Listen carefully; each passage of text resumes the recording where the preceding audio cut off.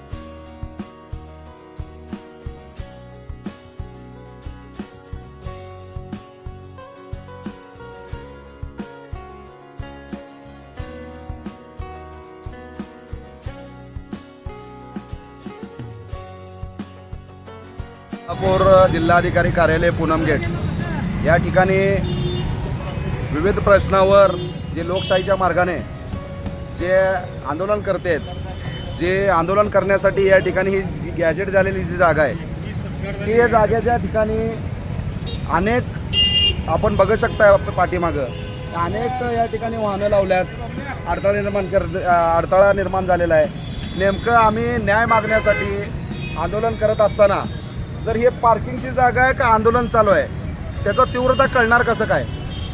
आज सोलापूर जिल्हाधिकारी कार्यालय इथं होतं जुनं, ज्यावेळी नवीन तिकडं झालं आम्ही आंदोलन करते वारंवार मागतोय, तिथं मागणी करतोय की आम्हाला त्या ठिकाणी आंदोलन करण्यासाठी परवानगी द्या, परंतु त्यांची तीव्रता आमची कळत नसेल, आमची तीव्रता त्यांना समजत नसेल।